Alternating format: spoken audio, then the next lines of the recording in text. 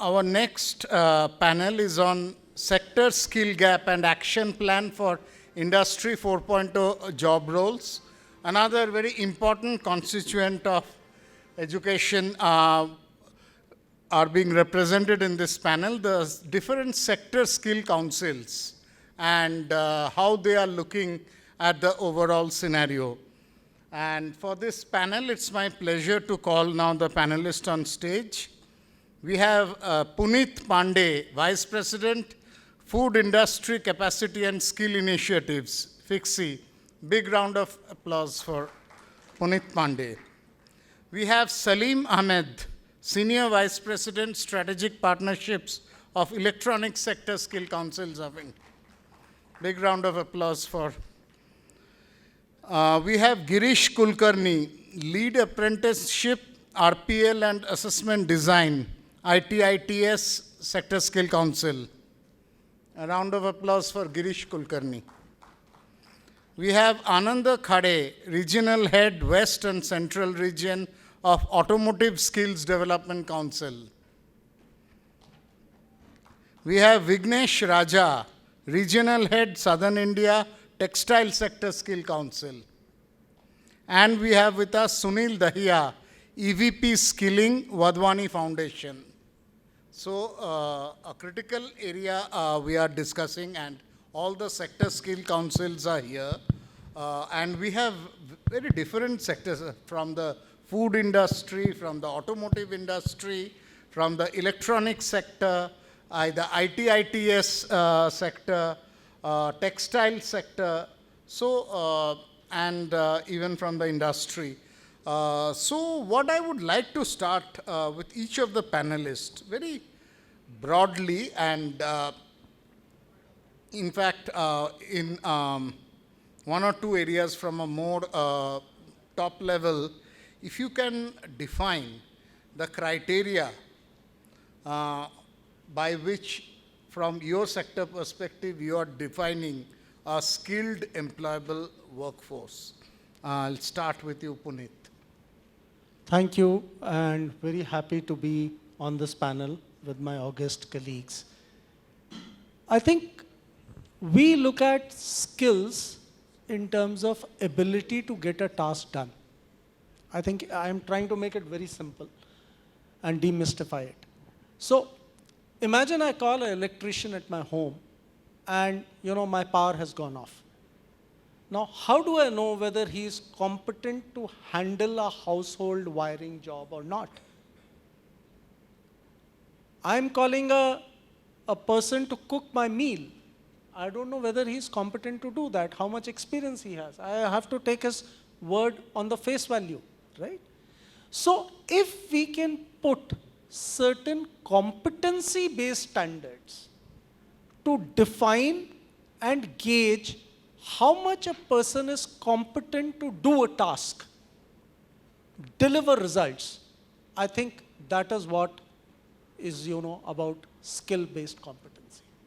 Okay, thanks. So defining a competency-based standards, extremely important and extremely critical and pertinent point raised by Punit Pandey. Great. Saleem, I'll come to you next. How would you define?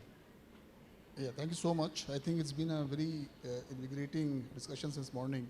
All the stakeholders contributing to the wonderful discussion we are having here.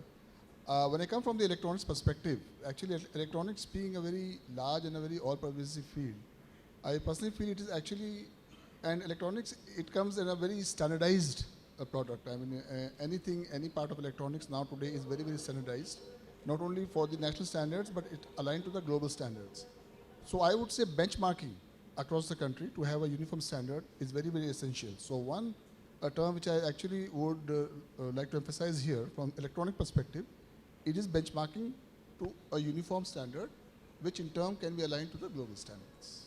Thank you. So a national benchmarking parameter, again, pertinent point raised. Girish, next, how would you define? See, I think good afternoon and good evening, ladies and gentlemen. I think it's already getting late, but nevertheless, I'm thankful for your interest that you are showing in the subject.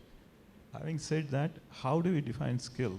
I think my colleagues have already said it in succinctly, like skill is an ability to deliver value, simply put.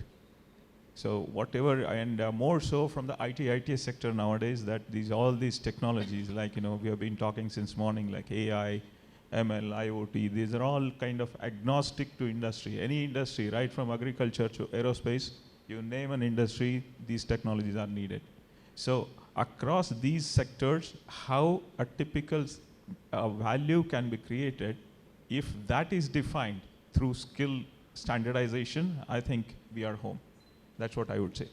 Okay. Thank you. Okay. That's an addition to what the other two panelists mentioned. Thanks for that. Ananda, your viewpoint on this. Yeah, what others says, I will agree to them. And also we have to look to give an opportunity to work, as he said. We cannot see with his certificate and what the course he did, how much skills he have. We have to give him an opportunity to draw on his skills into the work. Then only we can understand what the skills he adopted and gained through the learning. Okay, so you are emphasizing on verification of the skill sets, whether the person has really acquired that skill sets, not just a certification can provide that. Point taken. Vignesh, your views on this. Hi, good evening to all. So I am representing textile sector. So I'll agree to the other panelist view about the skill competency. In addition to that, so being from textile sector, so a person is competent to do the defined task, so within a certain limit in the sense of a time frame. So in terms of this production and all, there is a production efficiency has to be there along with the quality. So he or she able to perform the task, competent task, so within a time frame. And also we include the physical attributes required to complete the task. So by capturing all these things, we would say he is a competent in the particular skill. Okay, so you are emphasizing on the time frame and capturing all the performance matrices and then arriving at a conclusion. Great. So, Sunil, you have heard all their viewpoints, all the skill council. Now, from an industry perspective, how can you help what they are, or what, how can you collaborate with basically these skill set councils? Sure. Thank you. And very, very glad to be here, and thanks a lot to APAC and all the delegates here.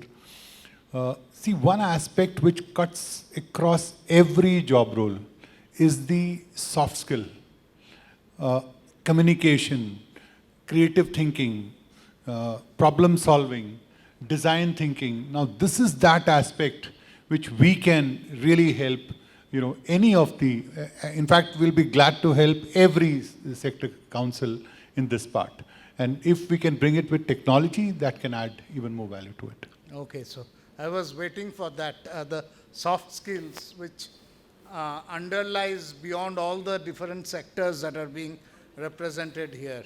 Great, that's a, so now I'll come to the panelists with 2 or 3 areas within there. When we are talking about, we heard mostly from the, other than the policy makers, from the academic institutions, and we touched upon experiential learning. And when you are talking about these sector-wise skills, experiential learning, which traditional Indian education method has sort of not prioritized till date, I'm saying. So how important is that experiential learning from your sector, and what's happening there, or what the drawback still exists there, if you can? So let me come with a slight difference of perspective, and let me put it across that India traditionally learned by doing. Guru Shishya Parampara, Ustad Chela, Hunar was transferred by actually learning on the job. And that was how it was. I think when we formalized our education, and concentrated only on education and the schooling and the college, skills was a space that was left behind. And I think that is where we have missed. If we have to, and now is the opportunity with new education policy, which is a melting pot for education and skills coming into the same space. The interpolarability, multiple entry, multiple exits, credits within the skills framework getting recognized within education. Skills going into schools, going into colleges. I think that opens up the possibility. And I would look at it in terms of a forward-looking approach. If we have to do that, and if, as I say, all of us together have to realize the dreams of Viksit Bharat by 2047, which is inclusive, I think as a sector skill council in food processing, we are looking at impacting the rural Bharat. We are looking at new job roles which can work for self-help group women in underprivileged areas. Look at how we can work for aspirational districts along with Niti Aayog. Because that is here where, the unreached lie. The farmer producer organizations, how the farmer income can go up if the agriculture produce can be value added through food processing training. So I think these are the new areas which are opening up, and I look at it with lot of potential and lot of hope. Okay, thank you for that perspective on that interoperability that you were mentioning.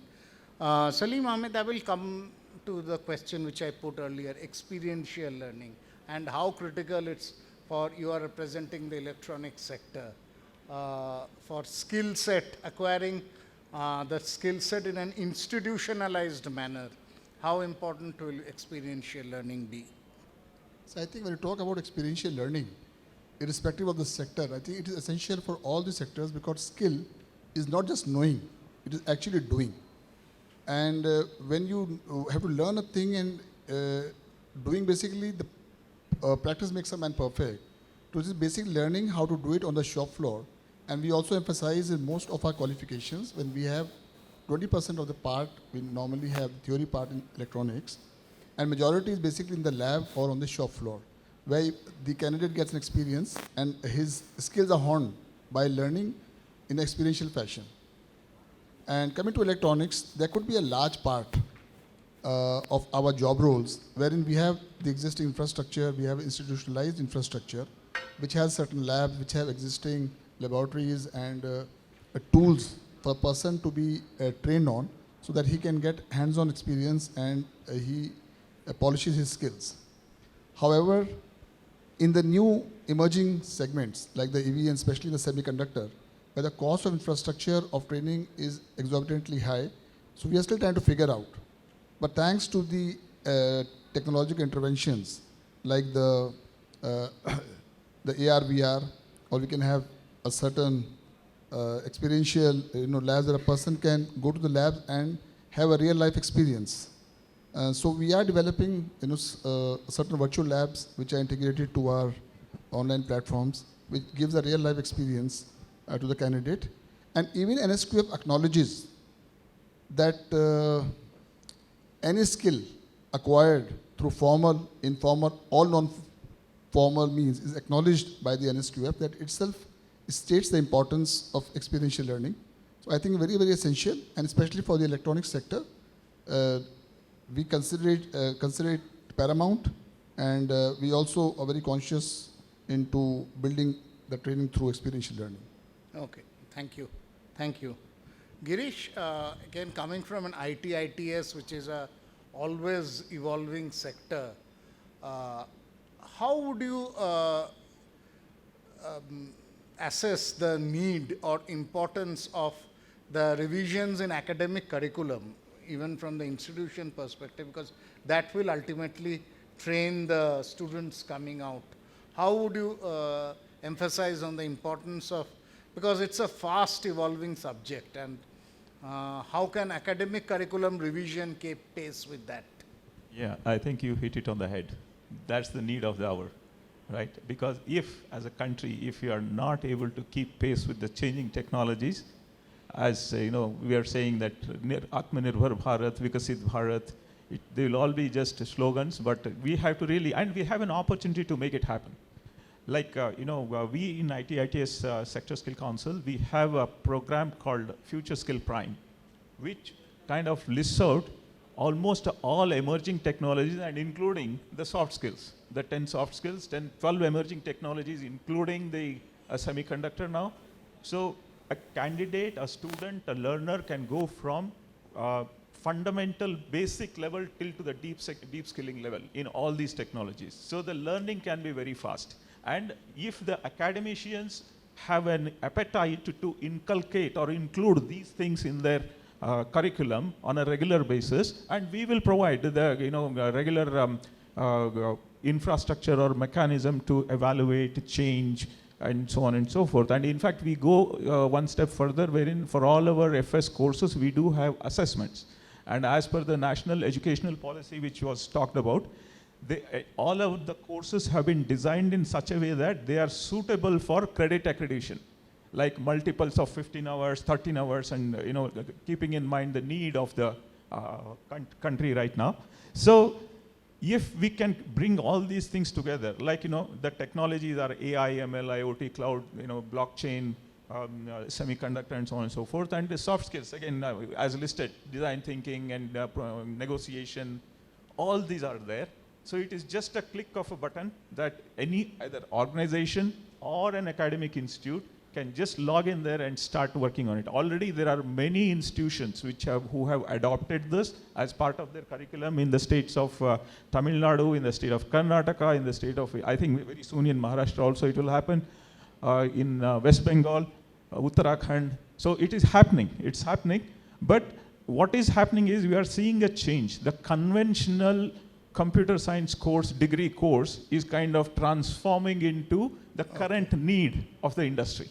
Okay. Okay, just an example there. So this would apply to all other technologies as well. So opportunity is there. Everybody is free to just embark on that. We are there to help you out. Great. And it is a government project, actually. Ministry of Electronics and Information Technology, they have spent a hell lot of money, more than I think 500 crores to get this platform up, the courses up, and we have been working since last 3-4 years now.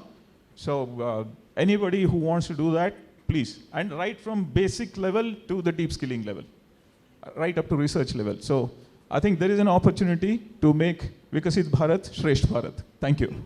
Thank you. Thank you for that. Ananda, from an Automotive Skill Council perspective, how are you looking at emulating some of the global practices, global best practices here, where many of the large MNCs are working with the academic institutions to have skill.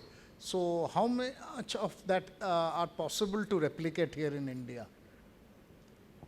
Yeah, definitely we have to look into that, and I think here I saw the platinum partners of Philips Education, and I would like to say we are already working with them into the additive manufacturing areas, and industries are very much supportive in this type of collaborations, and they are coming up front to support the institutions throughout the sector skill council. So directly they are approaching also and institutions to create industry ready workforce as per their quality of standards. So it is happening, industries are coming up front, institutions have to see, they have to be flexible, they have to be adopt the requirement of an industry. Likewise, we can definitely set the standard as per the global, and we can move forward. Thank you, thank you. Vignesh, how would you assess the future in terms of imparting, say, in textile is a traditional Indian strengths are there, but there are techniques, modern techniques which are also coming in. So an combination or amalgamation of both to foster more skilled workforce. How are you looking at that? So here in the textile sector, so we are handling two different ends. So one is the traditional sector, which usually called as handloom and khadi. and another one sector we are handling the organized textile units. So both the things are already, it has been evolved, but in line with the recent changes, so we are equipping the training curriculum and the standards according to the current requirement. Like say for example, if we look about the sustainability, because sustainability word now we are speaking a lot, which is more required for an textile industry, so where the pollution is more when compared to the other sectors. So in terms of water pollution, noise pollution. So how we are addressing this? We are also calculating the carbon footprints. So in every industries now it's a mandate from the buyers, so which are at European Union and US. So they are mandating how sustainably you are producing your products. So they are asking us to comply with their own set of standards. So we are incorporating those sustainability competencies in the curriculum, and there is a separate modules or they are like ERP systems, some carbon footprints evaluation platforms are there. So they need to feed the data. The mills has to feed the data, the day-to-day data what they have collected, and the platform will calculate and give how much carbon that your industry is utilizing. So in that way we are reducing the carbon footprints. And in terms of the traditional sector, so how we are addressing the future changes. So now we are working with Ministry of Electronics and Information Technology for the past 3 years. So like Girish sir said, so they are investing much for Digital India this moment. So they have developed a free software, which is a free CAD software named DigiBunai. So the market price of the similar such softwares are around 3 to 4 lakhs somewhere. But it is a free of cost software, and it is accessible to all weavers and allied workers. So with the help of this software, they can create more diversified design within a minutes. Earlier it is used to take a few days to create one similar motif, one small motif. Now they are making in a quicker time, and with more changes, to and fro changes, whatever it is required, they are doing that. So in a way that we are concentrating this upliftment in both the organized as well as the unorganized sector. Yes. Sorry for barging in. Two things I forgot to say, hence I wanted to say quickly. The standards, skill standards, what we have developed as part of FSP are all international standards. So your employees, if they want placed overseas, you should be able to do that. And second thing is that these code FSP portal itself, those MSMEs who do not probably, they may have someday, but today they don't have an LMS facility in their organization, they can definitely use this depending on their skill requirements in the organization for a gainful business, what skill mapping, if that can be done, and if that can be taken through, their employees can be taken through that, tremendous value it will add. Thank you. Okay, thanks. Coming to Sunil, you earlier talked about the underlying soft skills. I'm raising another point. Many of these skills we are talking about, there is a large unorganized sector here, and we need to incorporate them, institutionalize them within this. So how can, from an industry perspective, you help? Yeah, thank you. See, actually that is the biggest challenge. How do you take skilling to the last mile? And from what we were just talking about, the experiential learning is a model. But need of the hour, how do you create the curriculum is on experiential learning methodology. But how do you reach the last student in the last village is personalized solutions. So for example, time has come now when can the content and learning be personalized to that boy or the girl who is at the last mile and who only has one device, which is mobile phone. So that's where one challenge here, when you are saying the personalized, our population and the heterogeneity of that population, is it really feasible or practical to go on a personalized level? Absolutely. Let me just answer that. Let's say the whole, how is the technology evolving? Co-pilots, action pilots, personalized AI. So I'm talking about conversational AI. Student says, "Mera man nahi hai padhne ka bhi." And imagine the phone says, "ठीक है, तुम 2 minute या 15 minute गाने सुन लो." कि तुम्हारे बड़े कहाँ मतलब how do you want to मतलब now that is called personalized more like conversational AI. So now and वो उनकी language biggest let's say one of the key aspect is in their language. Otherwise, and India would have dialect change after every 50 kilometers. So now, how do you address that? Now that can be addressed beautifully to some extent. I'm not trying to say to the complete extent, because it requires human intervention. But to some extent, on the basis of which you write where are you from, where are you logging in, system automatically understands your demography. And depending on that, the language is customized, the solutions, the examples are personalized. So that's the future when it comes to the last mile, reaching out to the last mile. Thank you. Okay, thanks. So I'll quickly go a last round with all the panelists. And again, a little bit like the other sessions, crystal ball gazing, the future, one important aspect, starting with you, one important aspect you would like to see a change happening to have a more skilled workforce, if I may say. So I think there has to be meeting of agendas. And when I say that, I'll just take 30 seconds to do that. I'm in food skilling. We are a agri-abundant and a nutrition deficient society. We have surplus of agri production, lot of wastage, and the rural masses are not getting enough nutrition. Can food processing at source in rural areas be the game changer? I think that is how every sector skill council, every government department needs to look at. It's not about an individual government approach, but a whole of government approach, which can be the game changer. Okay. Saleem. Yeah, actually, I would keep it very simple. See, all our qualifications, all our nurses, all our curriculum, they are all industry aligned, industry ratified. We work and create a workforce which is aligned to the requirement and demands of the industry. And also after market research, the quantum of manpower we are creating is as per the industry demands, and both in terms of the quantum of demand as the skill gaps. So I would like, since we are working so closely with the industry, I would like the industry to more actively consider the candidates who are like skill trained by the sector skill council and the ecosystem. That will really create a big opportunity, and it will enhance the value of the certification also. Okay, thank you. Girish. Sir, I would like to say, have a paradigm shift in our educational system. Start training of all these skills which are cutting across the industry at the school level itself, maybe 8th standard onwards. Okay, that because, as we said, Gurukul and all, we said that is how it was earlier. We have, because of, thanks to Britishers, they started teaching us the way they wanted it for their business. Right, but unfortunately now we are in an era where we are teaching them, so we better be equipped, right?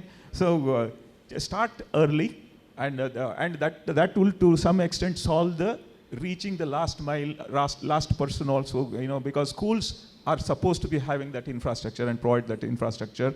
So if we can do that, then in maybe down the line in another 2047, we will be a developed country. Okay. So starting from the school, that's a great suggestion. Ananda. Yeah, in continuation to the Girish ji, as he said, we have to starting from the school, and as a Automotive Skill Development Council, so we have taken very good initiatives called as a National Automobile Olympiad. In a collaboration with CBSE, we are rolling out the competitions from the standard 6 standards to the 12 standard of students, and we want them to learn the skills from right there, that level of schooling only. And again we are collaborating with AICTE, and we are coming up with another event called as a Vahan, in which we are wanting the students to get involved and try to learn the skill from their education level only. So also as an NEP perspective, we have almost more than 14 to 15 futuristic job roles. As today area was also about to Industry 4.0. So we have almost more than 14 job roles of micro credentials where universities can opt at courses and provide the credit-based system certifications to their students. So as an automotive sector skill council, we are very much into the the new era are coming into the education sector, and we look forward to universities and industries to collaborate with the sector skill council and take forward these courses into the academic and Thank you industries. for the information. Vignesh. So as my colleague said, so we have already started working and we have signed MOU with the CBSE. So and we are introduced our course with for the school students, especially in the designing. So in terms of the game changer, so so we are the leaders in the conventional textile production. So if you see about the technical textiles, so we can take an example of this particular hall. So the textiles are not the apparels what we are using now. So apart from this apparels, you can see the floor coverings here. So and the acoustics material which has been used here. So each of these products are coming under textile only. So categorized under different materials as technical textiles. So now we are equipping the MSMEs. So in all over India. So under the scheme of Ministry of Textile, that is National Technical Textile Mission, so we are helping those MSMEs to, with the help of their existing infrastructure, how you can switch over for the technical textile production to boost up the technical textile production export as well as the internal consumption. So in this way, if we achieve this particular the change right from the school level and the education at the college and end up in the conventional to technical textile production, so it will be definitely a game changer for the future of India, especially in the technical textile industry. Thank you. You have the last word. Yeah, thank you. So I would just add a word called creative thinking at the student level and the teacher level. I'll just give you one example. All of us can think of writing a Google search of one statement. Can we think of writing a search for 14 pages in any sector? Automobile, IT, retail, beauty wellness. That's the future. So the whole aspect of creative thinking right at the student level as well as at the teacher's level will automatically take us will prepare us for this era of what we call now is super intelligence era, which is going to be there for the next 10 years or so. So that's the key which can make the game change. It's a game changer for both the teachers and the students. Okay, great. Great. With that, we come to a conclusion of this panel discussion. Thanks to all the panelists, and we would just like to hand over a small token of appreciation to all the panelists. Can we have the token of appreciations here?